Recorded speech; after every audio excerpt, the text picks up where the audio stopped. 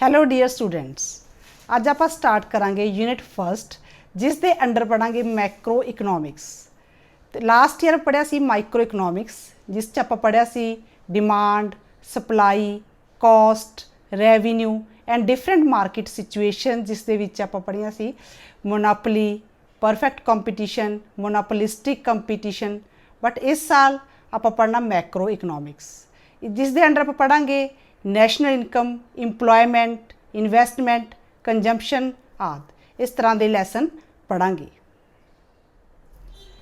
ਇਸ ਲੈਕਚਰ ਵਿੱਚ ਤੁਹਾਡੇ ਨਾਲ ਮੈਂ ਅੱਜ ਡਿਸਕਸ ਕਰਾਂਗੀ Macro economics the meaning and it's scope. The word macro is derived from the Greek word macros, meaning large। तो ਜਿਹੜਾ ਵਰਡ ਮੈਕਰੋ ਆ ਇਹ ਕਿੱਥੋਂ ਲਿਆ ਗਿਆ? ਗ੍ਰੀਕ ਵਰਡ ਮੈਕਰੋਸ ਤੋਂ ਲਿਆ ਗਿਆ, ਜਿਸ ਦਾ ਮਤਲਬ ਹੈ ਵੱਡਾ। ਇਸ ਦਾ ਭਾਵ, ਵੱਡਾ ਦਾ ਭਾਵ ਕੀ ਆ? ਵੀ ਪੂਰੀ ਇਕੋਨਮੀ, ਵੱਡੀ ਇਕੋਨਮੀ, ਸਾਰੀ ਇਕੋਨਮੀ ਦੀ ਗੱਲ ਕੀਤੀ ਜਾਂਦੀ ਹੈ। ਤੇ ਇਹਦੇ ਵਿੱਚ ਆਪਾਂ ਕੀ ਹੈ? ਦਸ macroeconomics concerns itself with the analysis of the economy as a whole and its aggregates such as national income and output, total employment, total saving, total investment, total consumption, etc. ਇੱਕ Macro economics ਪੂਰੀ economy ਦੀ ਗੱਲ ਕਰਦੀ ਹੈ, ਜਿਹਦੇ ਵਿੱਚ ਕੀ ਪੜ੍ਹਿਆ ਜਾਂਦਾ, ਜਿਹਦੇ ਵਿੱਚ ਕੀ ਦੇਖਿਆ ਜਾਂਦਾ? ਨੈਸ਼ਨਲ ਇਨਕਮ ਤੇ output, total employment, total saving, total investment ਤੇ ਟੋਟਲ ਕੰਜੰਪਸ਼ਨ ਬਾਰੇ ਪੜ੍ਹਿਆ ਜਾਂਦਾ। ਮੈਕਰੋ ਇਕਨੋਮਿਕਸ ਨੂੰ ਐਗਰੀਗੇਟਿਵ ਇਕਨੋਮਿਕਸ ਵੀ ਕਿਹਾ ਜਾਂਦਾ ਹੈ। ਤੇ ਇਸ ਦੀ ਡੈਫੀਨੇਸ਼ਨ ਦਿੰਦੇ ਹੋਏ ਇਕੋਨੋਮਿਸਟ ਸ਼ੈਪੀਰੋ ਨੇ ਕਿਹਾ ਹੈ, macroeconomics deals with the functioning of the economy as a whole. Macroeconomics ਕੀ ਹੈ? ਸਾਰੀ ਇਕੋਨਮੀ ਦੀ ਫੰਕਸ਼ਨਿੰਗ ਬਾਰੇ ਦੱਸਦੀ ਹੈ, ਵੀ ਸਾਰੀ ਇਕੋਨਮੀ ਕਿਵੇਂ ਕੰਮ ਕਰਦੀ ਹੈ, ਸਾਰੀ ਇਕੋਨਮੀ ਦੇ ਵਿੱਚ ਕਿਸ ਤਰ੍ਹਾਂ ਸਾਰਾ ਸਿਸਟਮ ਚੱਲਦਾ, ਇਸ ਬਾਰੇ ਗੱਲ ਕੀਤੀ ਹੈ। Scope of Macro economics.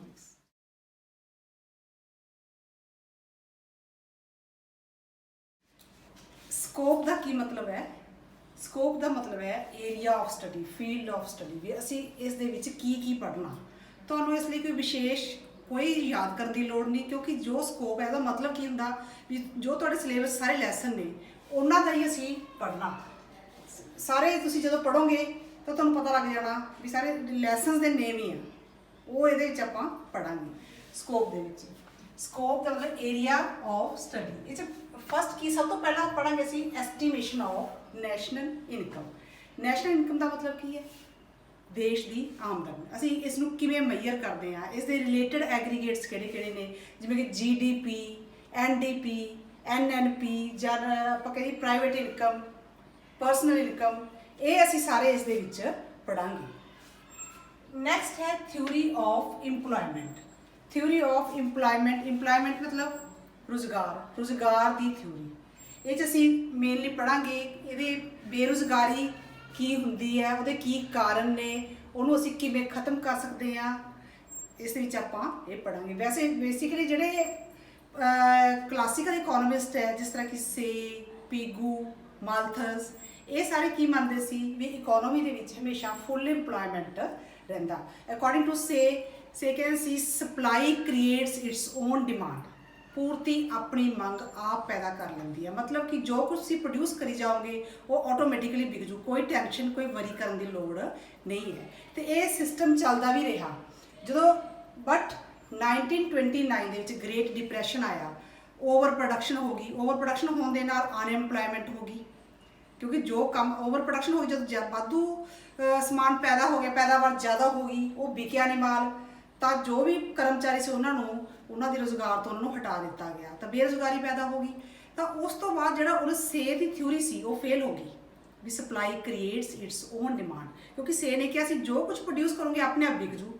ਪਰ 1929 ਦੇ ਵਿੱਚ ਉਹ ਸਪਲਾਈ ਜਿਹੜੀ ਜ਼ਿਆਦਾ ਵੱਧ ਗਈ, ਨਹੀਂ ਵਿਕਿਆ ਸਮਾਨ, ਤਾਂ ਸਾਰੇ ਪਾਸੇ ਬੇਰੁਜ਼ਗਾਰੀ ਫੈਲ ਗਈ, ਗ੍ਰੇਟ ਡਿਪਰੈਸ਼ਨ ਆ ਗਿਆ। ਉਸ ਤੋਂ ਬਾਅਦ ਕੇਨਸ ਨੇ ਫਿਰ ਇਸ ਨੂੰ ਕ੍ਰਿਟੀਸਾਈਜ਼ ਕੀਤਾ। ਕੇਨਸ ਨੇ ਕੀ ਕਿਹਾ? ਕੇਨਸ ਨੇ ਕਿਹਾ ਕਿ ਲੈਸ ਦੈਨ ਫੁੱਲ ਇੰਪਲੋਇਮੈਂਟ ਹੁੰਦਾ ਇਕੋਨਮੀ ਦੇ ਵਿੱਚ, ਕਦੇ ਵੀ ਫੁੱਲ ਇੰਪਲੋਇਮੈਂਟ ਇਕੁਇਲਿਬਰੀਅਮ ਨਹੀਂ ਹੁੰਦਾ। ਜੋ ਇਕੁਇਲਿਬਰੀਅਮ ਹੁੰਦਾ ਉਹ ਲੈਸ ਦੈਨ ਫੁੱਲ ਇੰਪਲੋਇਮੈਂਟ ਤੇ ਹੁੰਦਾ। ਇਹ ਵੀ ਆਪਾਂ ਇਸ ਦੇ ਵਿੱਚ ਸਟੱਡੀ ਕਰਾਂਗੇ, ਡਿਟੇਲ ਦੇ ਵਿੱਚ ਸਟੱਡੀ ਕਰਾਂਗੇ। ਨੈਕਸਟ ਹੈ theory of consumption. Consumption the theory, ਉਪਭੋਗ the theory.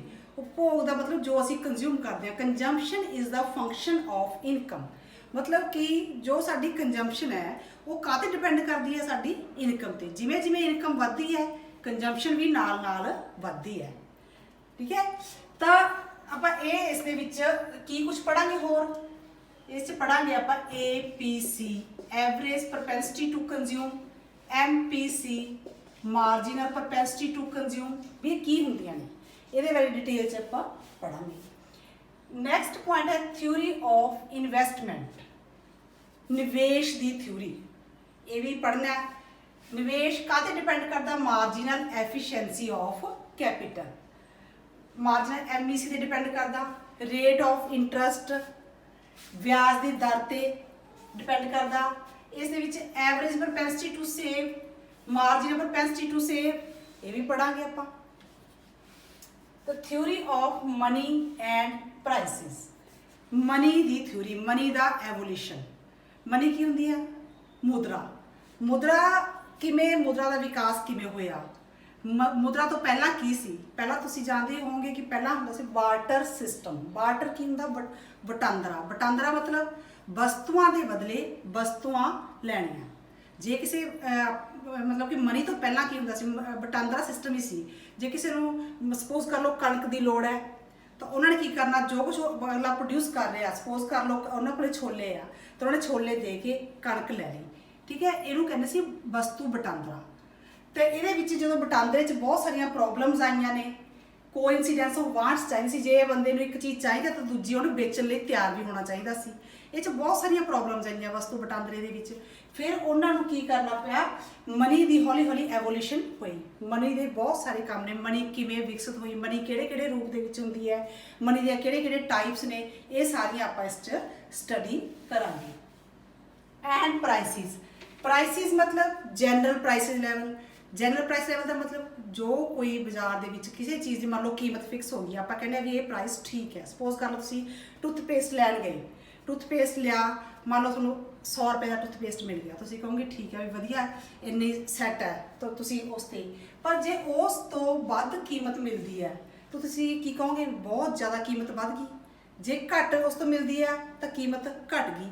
It ਮੀਨ ਜੇ ਕੀਮਤ ਜ਼ਿਆਦਾ ਹੁੰਦੀ ਹੈ ਤਾਂ ਉਹਨੂੰ ਬੋਲਾਂਗੇ ਆਪਾਂ ਇਨਫਲੇਸ਼ਨ, ਤੇ ਜੇ ਕੀਮਤ ਘੱਟ ਹੁੰਦੀ ਹੈ ਤਾਂ ਉਹਨੂੰ ਬੋਲਾਂਗੇ ਆਪਾਂ ਡੀਫਲੇਸ਼ਨ।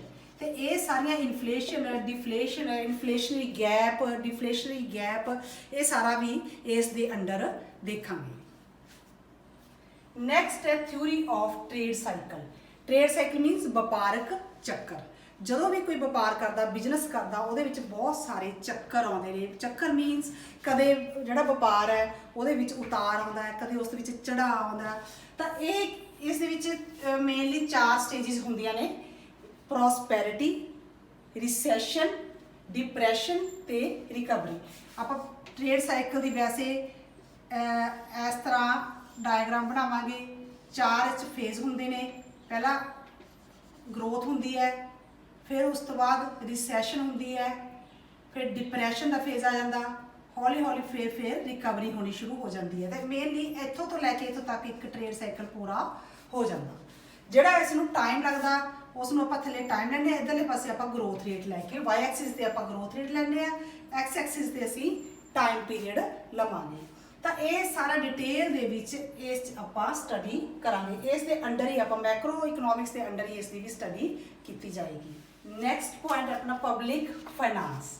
ਪਬਲਿਕ ਫਾਈਨਾਂਸ ਦਾ ਮਤਲਬ ਇਹਦੇ ਵਿੱਚ ਆਪਾਂ ਦੇਖਾਂਗੇ ਸੈਂਟਰ, ਸਟੇਟ ਤੇ ਲੋਕਲ ਗਵਰਨਮੈਂਟ ਤੇ ਜੋ ਐਕਸਪੈਂਡੀਚਰ ਹੈ ਜਾਂ ਰੈਵਨਿਊ ਹੈ ਉਹ ਕਿਸ ਤਰ੍ਹਾਂ ਹੁੰਦਾ। ਰੈਵਨਿਊ ਕਿੱਥੇ ਹੁੰਦਾ, ਮੇਨਲੀ ਇੱਕ tax revenue, non tax revenue. Tax revenue ਦੇ ਵਿੱਚ ਆਪਾਂ ਕਹਿੰਦੇ ਨੇ ਵੀ ਇਨਕਮ ਟੈਕਸ ਹੋਇਆ। ਨਾਨ ਟੈਕਸ ਜੋ ਵੀ ਨਾਨ ਟੈਕਸ ਰੈਵਨਿਊ ਦੇ ਵਿੱਚ ਜਿਵੇਂ ਆਪਾਂ ਚਲਾਨ ਭਰਿਆ ਕਿਸੇ ਨੇ, ਇਹ ਵੈਸੇ ਜ਼ਰੂਰੀ ਨਹੀਂ ਹੈ ਕੋਈ ਫੀਸ, ਕੋਈ ਫਾਈਨ, ਉਹ ਨਾਨ ਟੈਕਸ ਰੈਵਨਿਊ ਦੇ ਵਿੱਚ ਆ ਜਾਂਦਾ। ਤੇ ਇਹ ਐਕਸਪੈਂਡੀਚਰ ਕਿੱਥੇ ਹੁੰਦਾ ਗਵਰਨਮੈਂਟ ਦਾ, ਐਕਸਪੈਂਡੀਚਰ ਆਪਾਂ ਜਿਵੇਂ ਸੜਕਾਂ, ਨਹਿਰਾਂ, ਪੁਲ, ਡੈਮ, ਸਕੂਲ ਬਣਾਏ, ਉੱਥੇ ਐਕਸਪੈਂਡੀਚਰ ਵੀ ਹੁੰਦਾ। ਤਾਂ ਇਹਦੀ ਸਟੱਡੀ ਵੀ ਆਪਾਂ ਮੈਕਰੋ ਇਕਨੋਮਿਕਸ ਦੇ ਵਿੱਚ ਕਰਾਂਗੇ। ਤਾਂ ਇਹ ਸੀ ਇਸ ਦਾ ਸਕੋਪ ਆਫ ਮੈਕਰੋ ਇਕਨੋਮਿਕਸ। ਤੇ ਤੁਸੀਂ ਇਸ ਨੂੰ ਆਪਣੀ ਕਾਪੀਆਂ ਤੇ ਲਿਖਣਾ ਔਰ ਜੋ ਕੋਈ ਪ੍ਰੋਬਲਮ ਹੋਈ ਕਿਸੇ ਪੁਆਇੰਟ ਦੇ ਵਿੱਚ ਮੇਰੇ ਨਾਲ ਡਿਸਕਸ ਕਰਨਾ। Thank you very much. God bless you.